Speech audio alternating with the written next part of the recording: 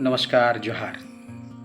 Dhumkudiya to the point जो Jharkhand special है और जेपीएससी जेएसएससी के स्टूडेंट्स के लिए विशेष तौर से हर माह प्रकाशित की जा रही है।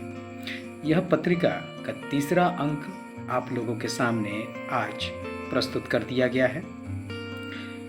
इस अंक में कई महत्वपूर्ण विषयों को शामिल किया गया है। साधारणतः आप इन विषयों को कहीं और पढ़ नहीं पाते हैं और इनमें हमारी टीम ने काफ़ी कोशिश की है और काफ़ी विस्तार से लिखा है। तो उम्मीद है कि यह अंक भी काफ़ी पॉपुलर होगा स्टूडेंट्स के बीच में। पिछले 2 अंक जिस तरह से पॉपुलर हुए हैं, तीसरा अंक से भी ये उम्मीद किया जा सकता है। बल्कि इस अंक में कई महत्वपूर्ण विषयों को रखा गया है, तो पिछले 2 अंक से ये ज़्यादा बेहतर है।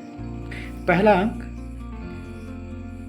पहले टॉपिक के रूप में पलायन और झारखंड है।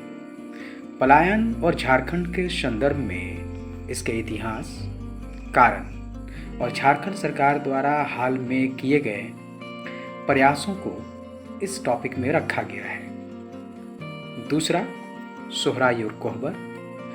शायद आपको पता नहीं होगा कि सोहराई का अर्थ क्या होता है या सोहराई के जो अलग अलग रंग होते हैं उनके क्या अर्थ हैं। आपको इनके इतिहास के बारे में भी अगर जानना है तो आप इस टॉपिक को पढ़ सकते हैं। ये लेख सोहराई और कोहबर जो झारखंड की आदिम चित्रकला है उसके संदर्भ में काफ़ी महत्वपूर्ण है।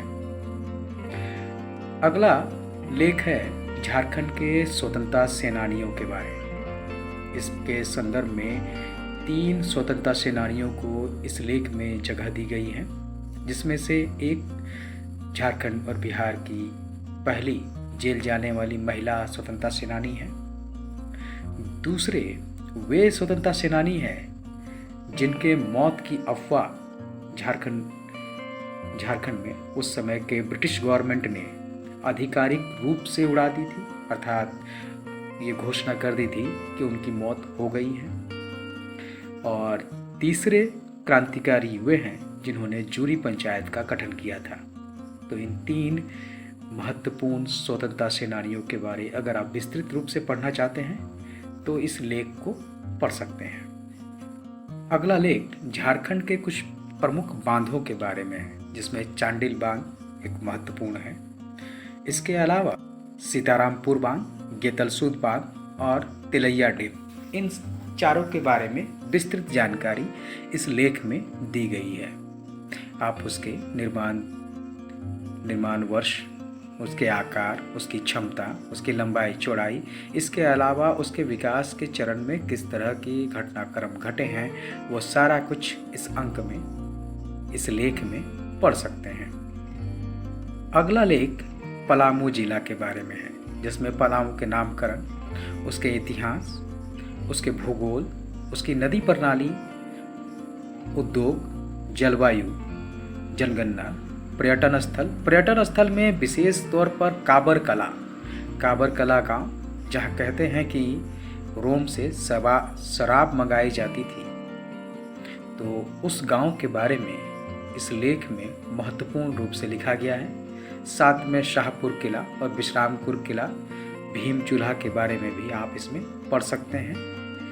2011 के संदर्भ में, पलामू के संदर्भ में जो विशेष तथ्य हैं जनगणना के, वो भी इसमें दिए गए हैं। अगला एक बहुत ही महत्वपूर्ण लेख लिखा गया है झारखंड के आदिवासी के बारे में। झारखंड के आदिवासी कितने हैं, उनका वर्गीकरण किस तरह से है, वर्तमान में उनकी स्थिति क्या है, आदिम जनजाति कौन है, जनगणना के संदर्भ में सरकार के प्रयास और उनकी समस्याएं, इन सब को इस लेख में एक जगह संकलित किया गया है। साथ ही आप इसमें महत्वपूर्ण रूप से पाएंगे हर जनजाति की आबादी, साथ ही झारखंड के कुल आदिवासी आबादी में उनका प्रतिशत भी। तो ये लेख जेपीएससी जेएसएससी स्टूडेंट्स के लिए काफ़ी महत्वपूर्ण है। इसके अलावा समसामयिकी, पिछले 15 दिनों की समसामयिकी इसमें दी गई है। साथ में पिछले अंक में पूछे गए प्रश्नों के उत्तर और 10 नए प्रश्न ढूंढते रह जाओगे शीर्षक से दिया गया है। और जेपीएससी मेंस के लिए 4 अभ्यास प्रश्न पुनः आपको दिए गए हैं। तो यह तीसरा अंक भी झारखंड के छात्रों के लिए काफ़ी महत्वपूर्ण होने जा रहा है। झारखंड के छात्रों के लिए ये परीक्षा उपयोगी है। आप इसे पाने के लिए हमें व्हाट्सअप कर सकते हैं। इसकी पीडीएफ कॉपी आपको 30 रुपये पे करने के बाद दे दी जाएगी। आप व्हाट्सअप के नंबर पर आप उसी नंबर पर गूगल पे या फ़ोन पे करके हमें मैसेज कर सकते हैं और इसकी पीडीएफ कॉपी आपको व्हाट्सएप से ही सेंड कर दी जाएगी। धन्यवाद।